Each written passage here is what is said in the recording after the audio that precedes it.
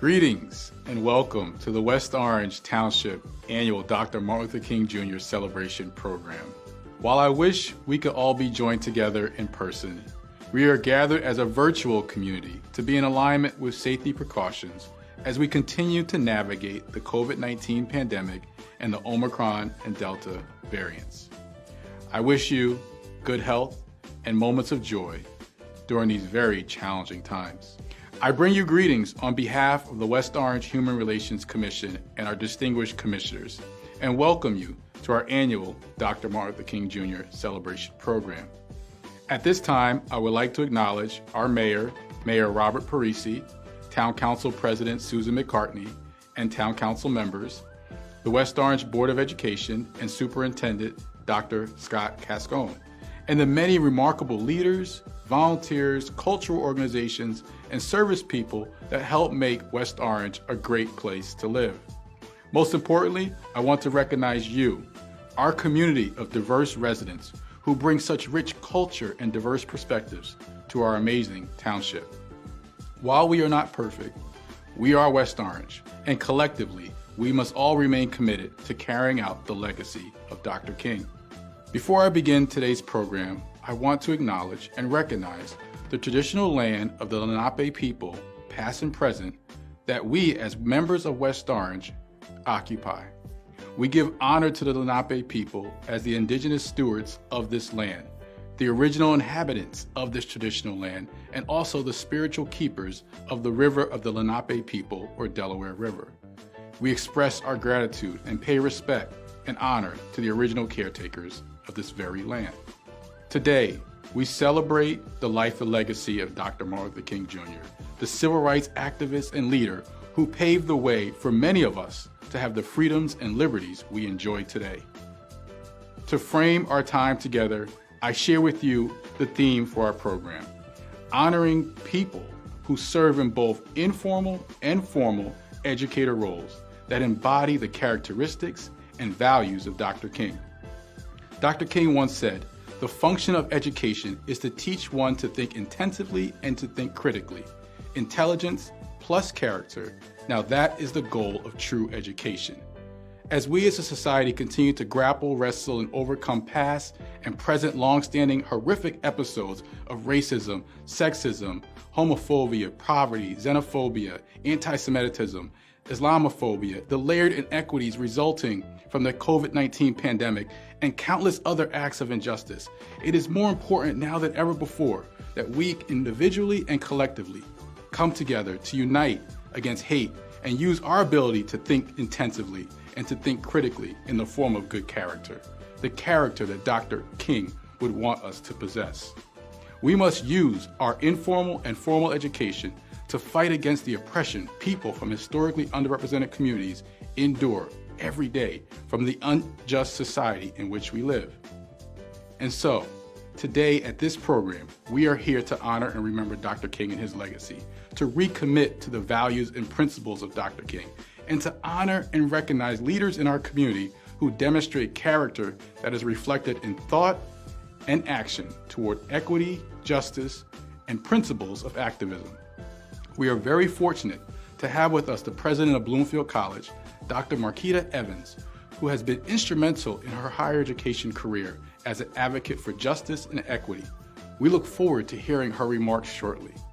During this program, we will also be graced by performances from West Orange High School students and the Music Village. We thank all of the remarkable voices who are privileged to have joined us for this program. At this time, I would like to invite Richard Arjorn, a student at West Orange High School, to perform the Star Spangled Banner. If you are able, from your location, please rise and join Richard in this performance. Oh, say, can you see by the dawn's early light what so proudly we hailed at the twilight's last gleaming, whose broad stripes and bright stars through the perilous flight, o'er the ramparts we watched were so gallantly streaming, and the rocket's red glare, the bombs bursting in air, gave proof through the night that our flag was still there. Oh, say does that star-spangled banner yet wave, and the land of the free and the home of the brave,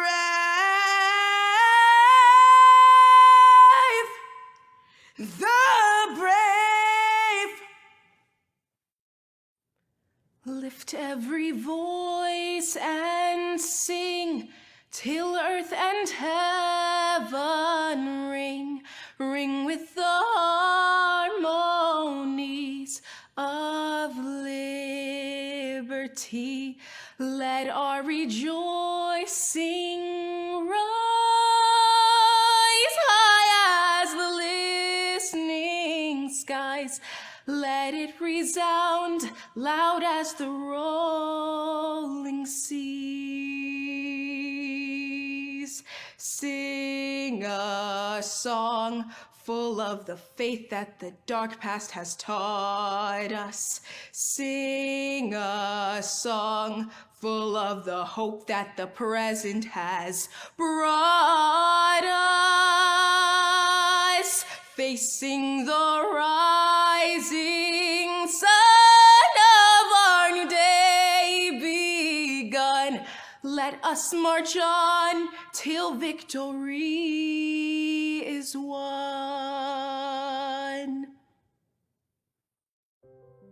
Dear God, by every name you are known, we pray to you. May the life of your servant, Dr. Martin Luther King Jr., inspire us today and every day to work tirelessly to make his dream and your dream our reality. May the message of justice and equality he fought and died for be truly heard in the hearts of all peoples of this land, regardless of race, creed, identity, gender, language, or culture. May our service and rededication today in the name of Dr. Martin Luther King Jr. turn us every day towards the work that needs to be done to create a future that is not afraid of truthful history, that does not systematically disadvantage one over another, that does not give sanction to bigotry in any form, and that prides itself on true equity, inclusion, diversity, and justice in all things, for all people, at all times. We pray, knowing it is your will, that it truly become our will. Give our silence voice. Give our hands work. Give our spirits strength. Give our hearts unbounded ambition to make it so. And in your many names we pray. Amen.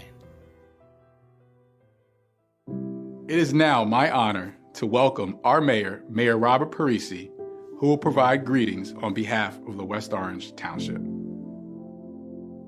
Good morning and welcome. Thanks to Chairman Dr. Jones and to Vice Chair Shannon Gattens and all the members of the Human Relations Commission for carrying on the tradition of honoring Dr. Martin Luther King's legacy and memory despite the ongoing challenges of COVID. I welcome Dr. Evans this morning, and I thank you for being a part of this tradition, and I offer my congratulations to each of today's honorees. We are grateful for your contributions to our community. The pandemic has lasted far longer than any of us would have predicted or preferred. Even now, more than 2 years in, we can't say for sure when we may be free, finally, from its grip. We've all lost neighbors, friends, family members, and more Americans than even the most grim predictions had suggested at the onset. But among the countless acts of kindness that have come from this, the stories of businesses supporting neighbors, of people helping people, and the inspiration that is often found among crisis, there exists a frustration, an anger, and fear that seems to have grown and at times can be palpable.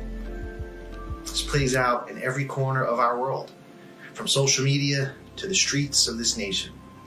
It's found at times in a general disregard for others, found in the bitter politics of the day, and a growing and scary divide for a nation with united in its name.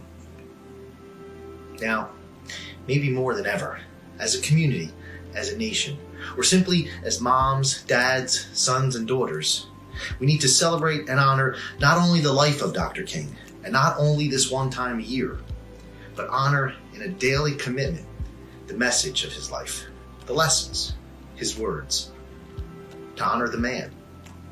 In the more than 50 years since his death, there are many successes to celebrate and much progress we have made. But as in all our human frailties, we are still surrounded with shortcomings. We don't always have to agree, but even in disagreement, passionate as it may be, we can live and disagree peacefully. Dr. Martin Luther King provided the template for changing the world, resolute and in peace. He died defending that.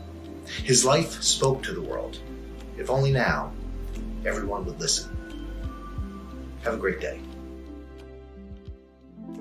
It is now my distinct honor to introduce to you our keynote speaker, Dr. Marquita P. Evans, President of Bloomfield College.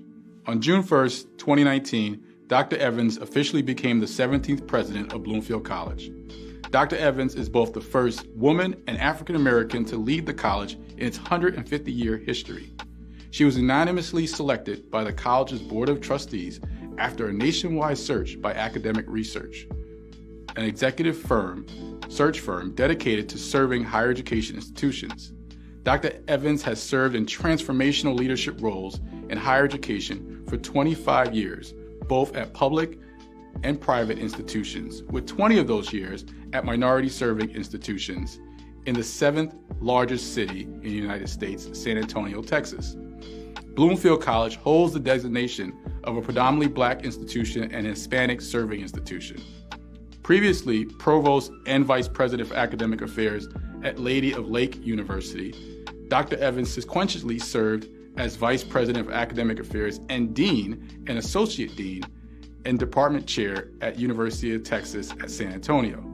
She has served as a faculty member for over 23 years and has the rank of full professor. Dr. Evans is a past president and fellow of the American Counseling Association, past president of the American Association for Creativity and Counseling, and is the recipient of numerous awards and recognitions. A small sampling of these recognitions include the Outstanding Multicultural Leadership Award, Yellow Rose of Texas Lifetime Educator Award, and Counselors for Social Justice Award. Dr. Evans has authored numerous articles and book chapters focusing on issues of diversity, multiculturalism, women's issues, and leadership. She has presented over 100 times at the state, national, regional, and international levels, addressing topics such as empowerment, multiculturalism, diversity, and leadership. In her international work, Dr. Evans has traveled extensively, including a length of time in Africa, where she worked with educators and counselors on literacy initiatives sponsored by the USAID. Dr. Evans graduated from the University of Alabama with a Doctor of Philosophy degree in Counselor Education and Supervision, specializing in Student Affairs Administration in Higher Education and Human Resource Management. Additionally, she has a Master's of Arts degree in Elementary Education from the University of Alabama, Birmingham, a Master's of Arts degree in Rehabilitation Counseling, and a Bachelor of Science degree in psychology from the University of Alabama. Dr. Evans and her husband, Edgar, are exceedingly proud parents of 6 children. 5 of them have graduated from minority-serving institutions. Please join me in welcoming Dr. Evans. Thank you, Dr. Jones, for such a warm welcome. I am honored to have been invited by the West Orange Township Human Relations Commission to serve as the keynote speaker for today's celebration of Dr. Martin Luther King Jr., and especially under this year's theme that is focusing on education and honoring those that serve as teachers. I must say, though, I'm really disappointed we could not be in person, but with the continuing health crisis, I totally understand. Now on to my brief remarks. I must say at the onset what a privilege it is to be able to share some thoughts with you today on Dr. Martin Luther King Jr.'s holiday. Dr. King's teachings, activism, and legacy are very close to my heart. You see, I grew up as a young girl in Alabama during the civil rights era, primarily being raised by my grandparents. I vividly remember the obstacles my family, friends, and I faced during that period. They included racism, poverty, and food insecurity. But I also remember the pride, encouragement, and hope we felt in the words of Dr. King. The community and the church were leading the way in the civil rights movement. It was a time of great change and a shared purpose of moving us forward as a people. It was a time of great struggle, but also of great triumphs. As Dr. King and his followers strategized to develop peaceful tactics to move us as a people towards change, we all had this belief that this time there would truly be change.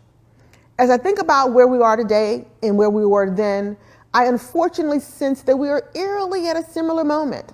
And I'm reminded of the song we used to sing all the time, which was focused on hope. Part of the lyrics included, "Weeping endures for the night, but joy cometh in the morning." Joy. I'm so ready for that joy to come. Aren't you as well? You know, in reflecting on Dr. King's legacy, I'm pondering more than ever before. What would he think and how would he feel about where we are today? What advice would he give to us to move us forward as a people and a nation? Would we even listen to what he had to say? I believe his message will remain the same for us in 2022. And he stated these words over and over. Darkness cannot drive out darkness. Only light can do that. Hate cannot drive out hate. Only love can do that. As I think about this quote, at times I have to honestly pause and really soak in the true meaning of what he was saying. As a teacher, as a role model for so many young people, at times I simply get tired of having to prove our worth as a people of color. I remember saying once to myself, when someone stated something that was racially insensitive, that, you know what, I don't want to teach today. I just wanted to let it go and not engage in trying to educate that person because I wasn't even sure they would even be able to receive what I was trying to say.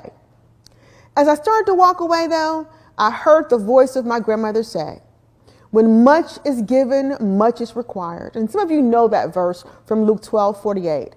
So, of course, I had to turn around and teach.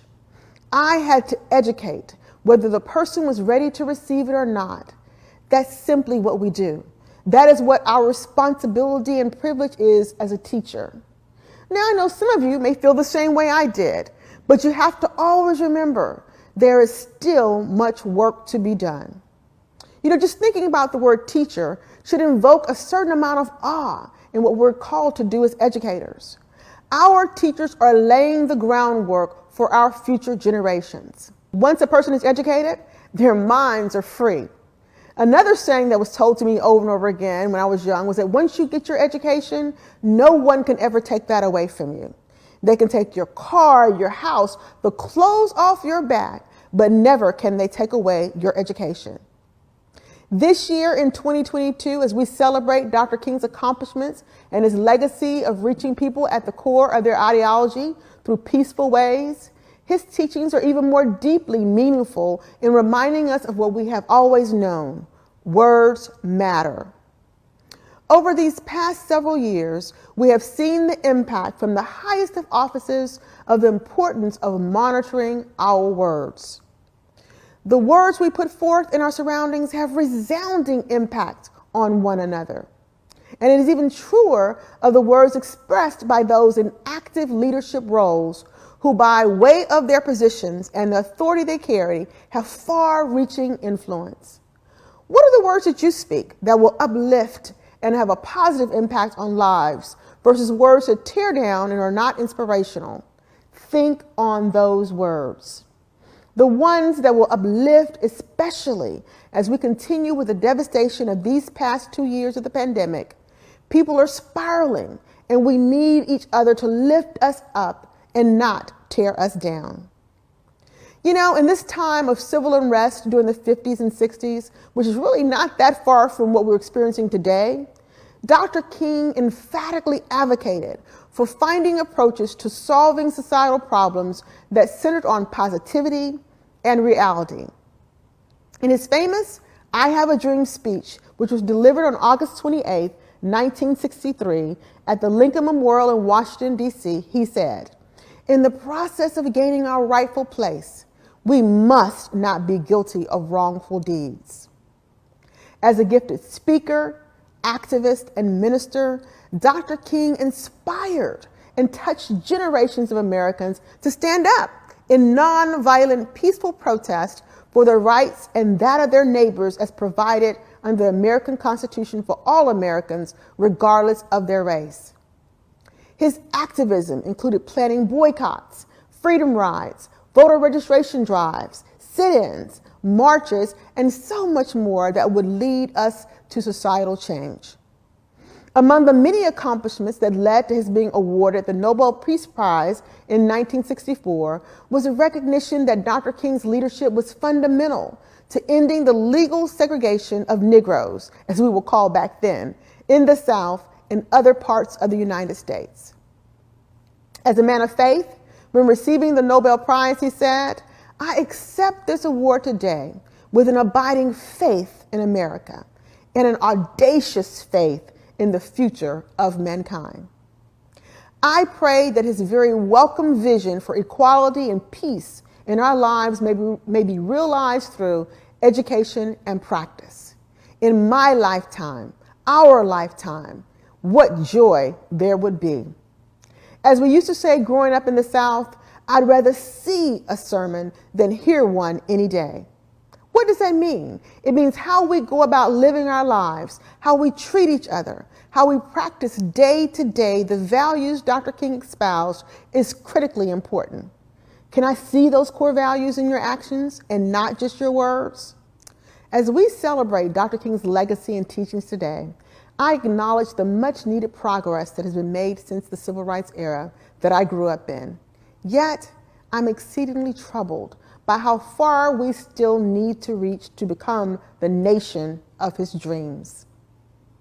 History has taught us that only after tremendous effort and activism, every successful step forward in seeking racial equality has come slowly, and that full implementation, even of laws and policy, has followed much further behind. I want to share with you a quick historical fact.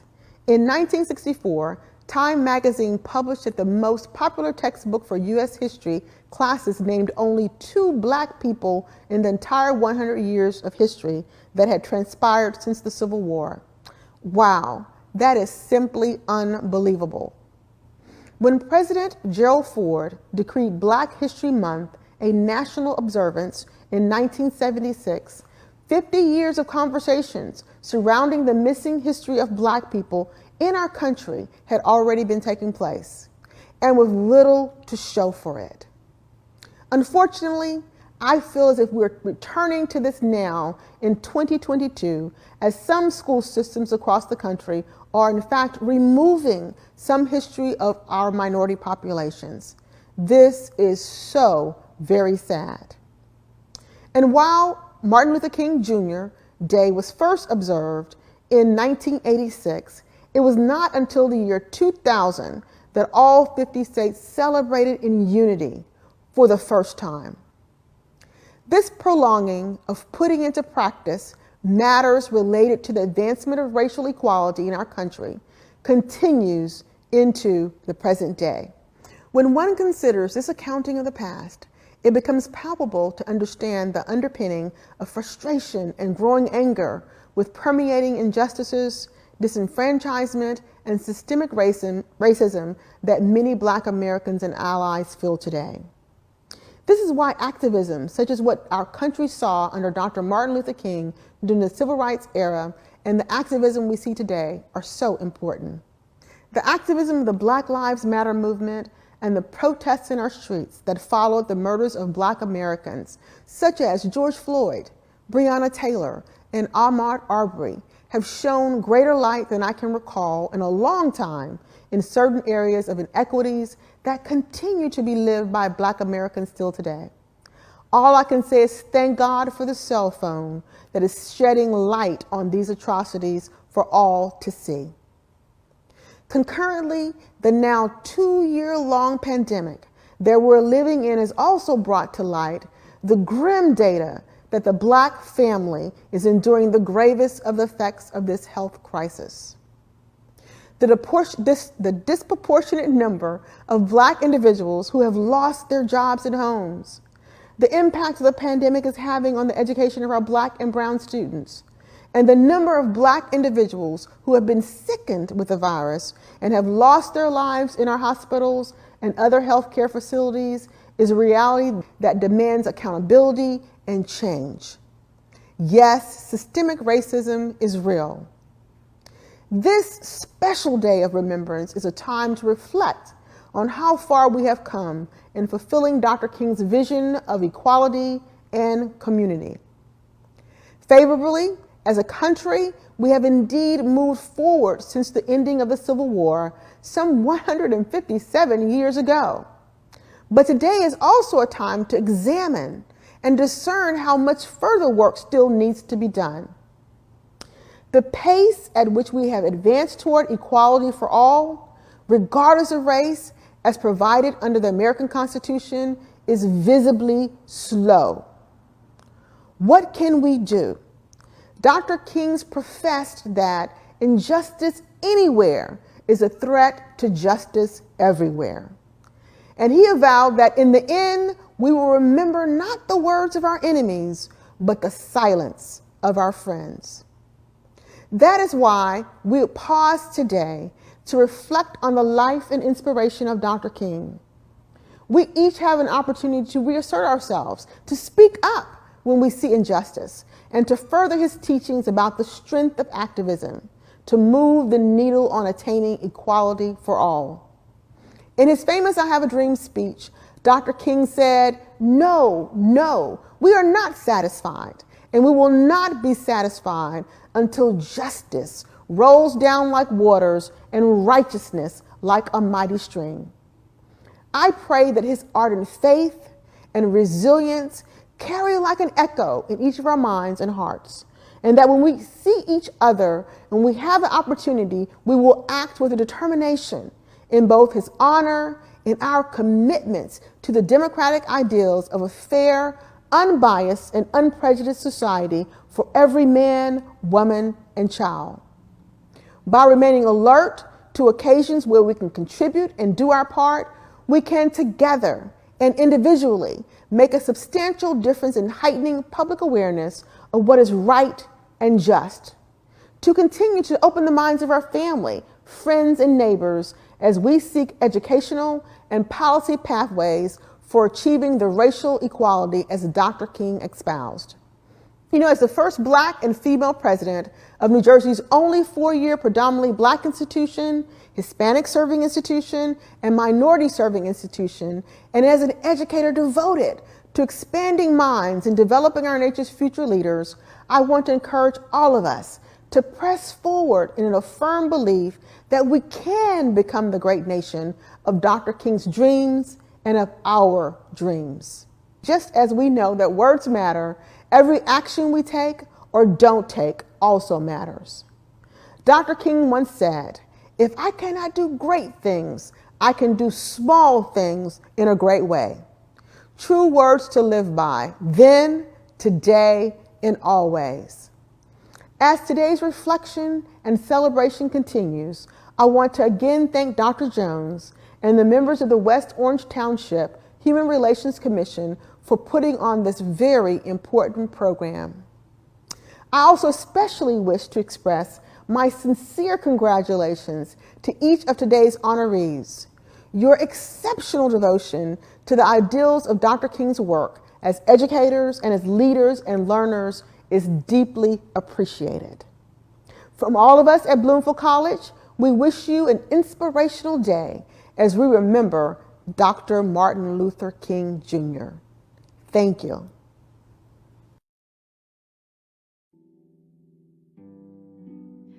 Hello, neighbors and guests. My name is Caroline Harris, and I serve as the Secretary for the Human Relations Commission of West Orange. It is my pleasure to introduce the next portion of today's program, in which we will present the 2022 Dr. Martin Luther King Jr. Distinguished Service Award for the West Orange Township to 3 deserving honorees. These challenging pandemic years have elevated our educators and the champions within our education system to hero status. That is why today's award recipients are those that have not only embodied Dr. King's life and legacy, but have done so by enriching and improving the West Orange school community. And now for the awards.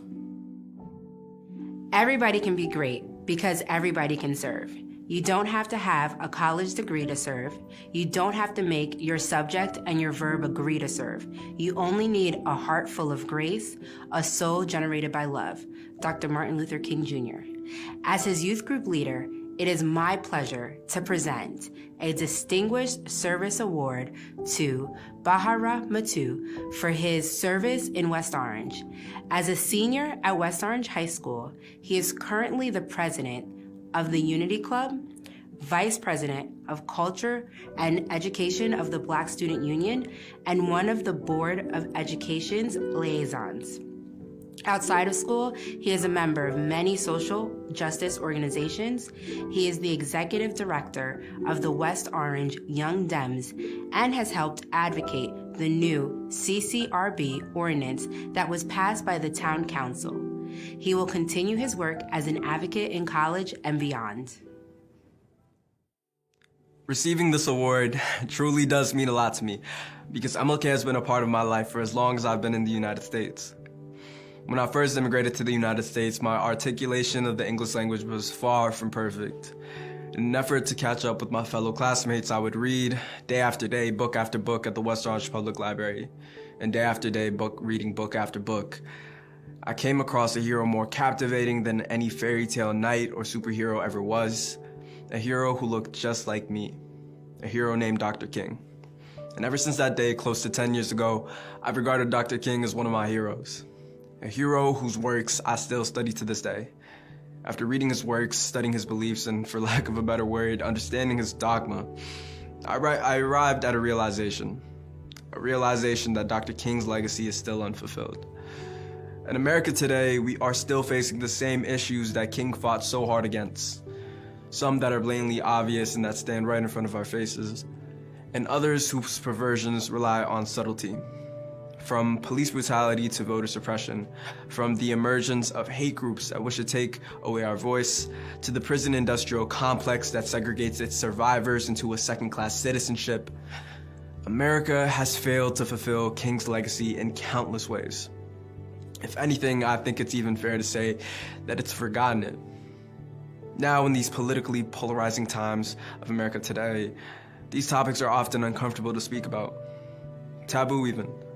We often fall into the habit of defining these very serious issues as political, aligning them with liberal or conservative, red or blue, but if you take anything from my speech today, understand that we can no longer afford to think this way. We, as a society, as a nation that boasts about being a vanquisher of injustice, must commit to moving forward with a pro-human agenda, rather than holding on to divisive labels of political parties. Point blank, the issues that we are fighting for today are not issues of Democrat or Republican, they are human rights issues.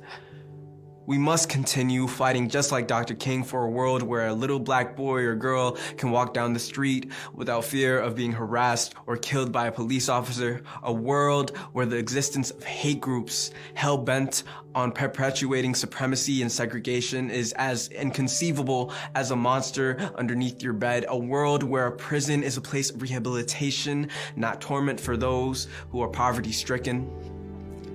I know that you have felt a conflict within your hearts just as I have. Feelings of hopelessness and fear that change may never come. Shooting after shooting, innocent verdict after innocent verdict. I, just as you, have felt the urge to give up. The urge to break down and crumble.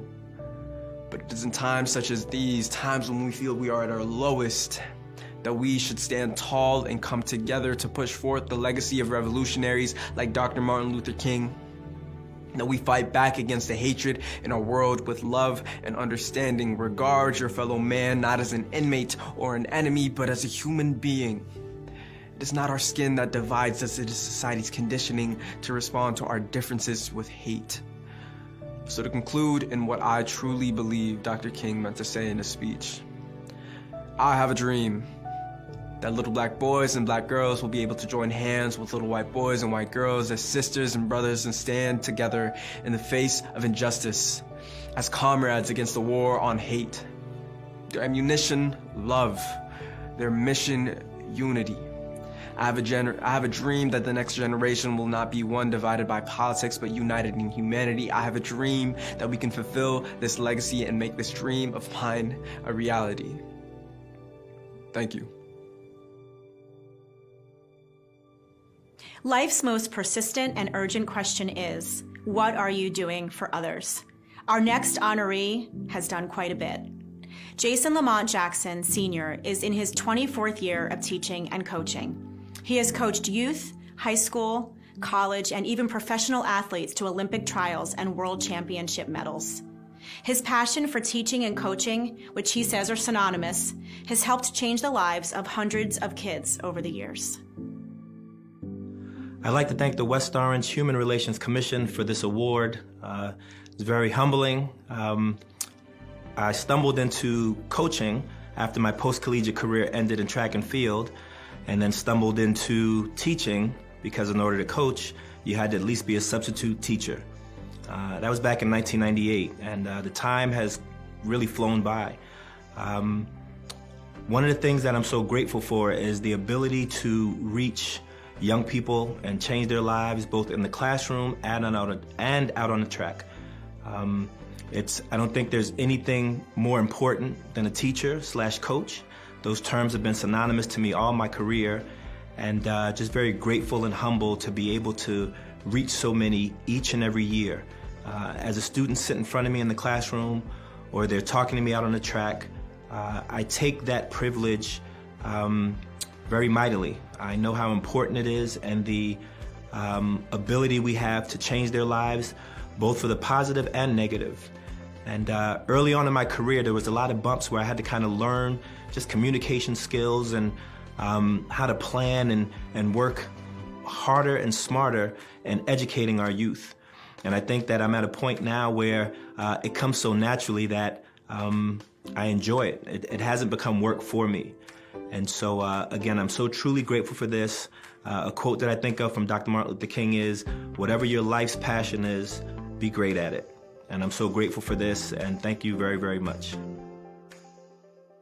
Good morning, everyone. I'm Joyce Wilson Harley, a relatively new but very, very proud member of the West Orange Human Relations Commission.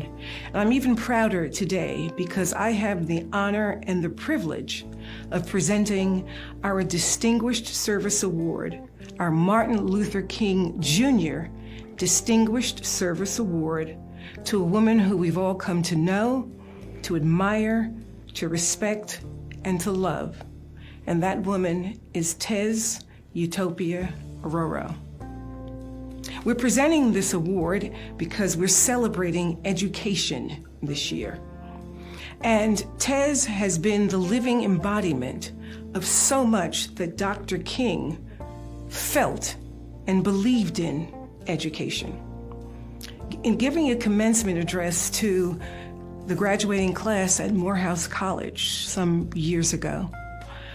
Dr. King said to those students, "No person should ever have the right to reign on your dreams. If you want it, go for it." And no one has lived her life consistent with those words more than our Tez.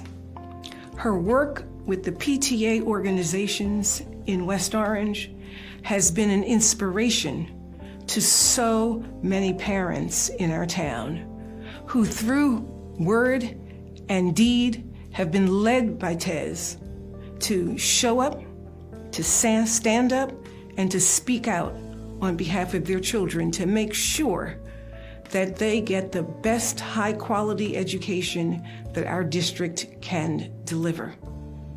She has been an inspiration to so many who have made sure that the dreams of their children become reality, who have aspired for great things for their children. And we all know that our parents are our first teachers. Dr. King has said that many, many times. Our parents are our first teachers. By leading the parents throughout our district, Tez has made a difference in so many lives. So it is an honor and a privilege to present this award to her as we celebrate education in West Orange in honor of Dr. Martin Luther King Jr. Now, Tez is out of the country. She was not able to join us today. So her husband, Michael, has gallantly stepped up to accept the award on her behalf. So I present to you Tez's husband, Michael. Thank you. I'm accepting this award on behalf of my wife. She is extremely grateful. We, the family, also are very grateful for this recognition. She works hard. She works long hours, late night to serve the community, which makes her very happy. And we are thankful that she is being recognized as a family, and her, Tez, accept this award was extreme appreciation, and I would let her express her gratitude through the video, and thank you. Hello, Town. I trust that you are well and safe during these challenging times. I am grateful to be here with you today to honor Dr. Martin Luther King Jr. legacy along with my fellow nominees. I want to show my appreciation for the Human Relations Committee, our neighbors and residents who nominated me and other recipients, and my family. When I first heard the news that I was nominated for this distinguished award, my heart was filled with joy and gratitude. Joy because I was touched that the work that I'm doing has been felt by my community enough to be recognized. But then that feeling was quickly followed by the sacrifices that MLK made and what it means to be honored in his name. MLK made historical contributions that cost him his life at the young age of 39. The power behind his work was that it was done peacefully. His advocacy and activism challenged norms that made others uncomfortable, resulting in tangible changes to laws that we all get to enjoy in the present day. So while none of the nominees' contributions can be compared to MLK's efforts, I'm grateful to have had the chance to contribute meaningfully by deeply rooting myself in my community, understanding opportunities within our public school system as well as the large community, and working to mobilize resources and move the needle. Some of the work that I'm proud to have led include bringing universal pre-K to the forefront of our district in my capacity as the president for the West Orange Council of PTAs, leading it to be adopted as a district and board goal, founding our local Buy Nothing group during the pandemic, which proved to be the thing that we all needed to stay connected, to fight isolation and to create joy. The Ladies of West Orange, or Lowell Social, is also another signature gathering that our town residents have come to love and anticipate. So the question I get asked most often is, how do you do it all, right? So you have a family, you have business, you're active in the community. How do you do it all? My answer is really simple. When I'm passionate about the causes that I'm giving my energy to, it actually energizes me. It does not feel like work. I also encourage you to be part of the solution, right? So when you see something that needs to be fixed, think about who you can pull together to come up with potential solutions and recommendations. I find that most people and leaders are open to hearing ideas and solutions when they're presented in a constructive manner. As the late John Lewis has beautifully said, never be afraid to make some noise and get in trouble. Good trouble, necessary trouble. With that, I promise to continue to give my time, talents, and resources to strengthen our great town and community. Thank you to my family for supporting me and allowing me to live out my multiple passions. Thank you to my creator for giving me health, strength, and courage to keep doing what I'm doing. Thank you for this honor, West Orange. I appreciate it. During a speech in 1965, Dr. King once said, "We must all learn to live together as brothers, or we will all perish together as fools." Dr. King also said, "Unity does not mean uniformity." Our next guest is a CEO and founder of Music Village and uses music to bring people together through the Love and Unity Fest, which is a free family event that was created to inspire unity in the community. His works can be found on most social media platforms. Performing his latest single, Enough is Enough. Ladies and gentlemen, please welcome singer-songwriter Carl Brister.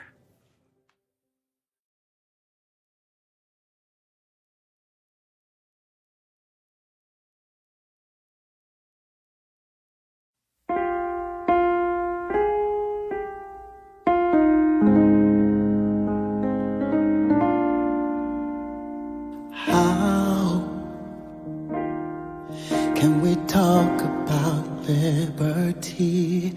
How can we call this the land of the free if you're talking about everybody else but me? And how can my kids begin to unsee or unhear the words from a man on TV who died under the officer's knee? Enough is enough. Enough is enough. Enough is enough. Enough is enough. Enough is enough. Enough is enough. I can't breathe. Enough is enough. Enough is enough. Enough is enough. Enough is enough. Enough is enough. Enough is enough.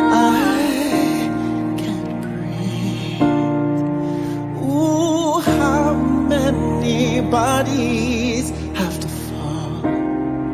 How many slurs do we have to be called before we end systematic racism once and for all? Because united we'll stand and divided we'll fall. We'll stand up for justice or we'll tear down the wall. You'll never truly make America great until Black Lives Matter. We ain't going nowhere. Enough is enough. Enough is enough. Enough is enough. Enough is enough. Enough is enough. I can't breathe. Enough is enough. Enough is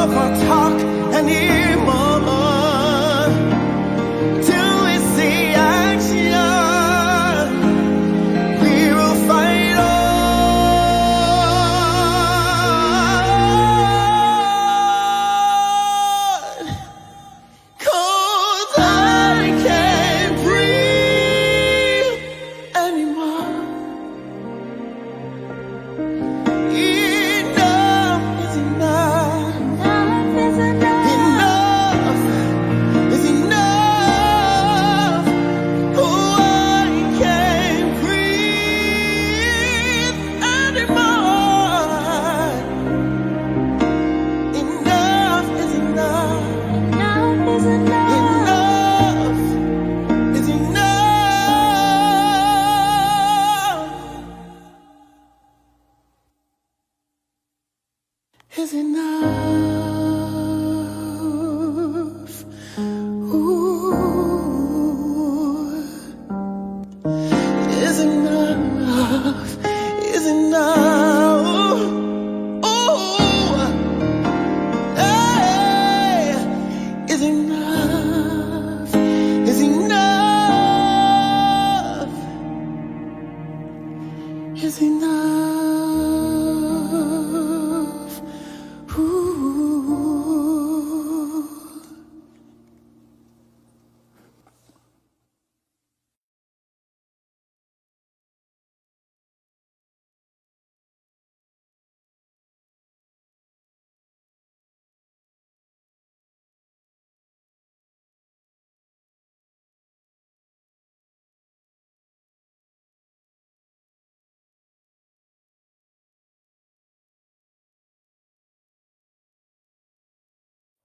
Hello, my name is Dawn Adams, and I want to say again, congratulations to each of the honorees.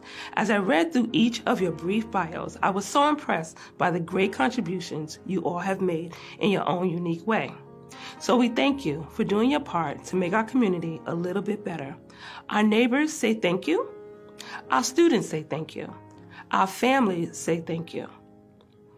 I hope that your impact will continue to trickle down into our daily activities. We must always take a moment to say, what would MLK do? I think of my grandmother being born 1928, and to imagine all that she and so many others had to endure during that time. We have the best opportunity to press the pavement, make sure that we live with an MLK attitude. Be kind to all, love one another, and always respect each other.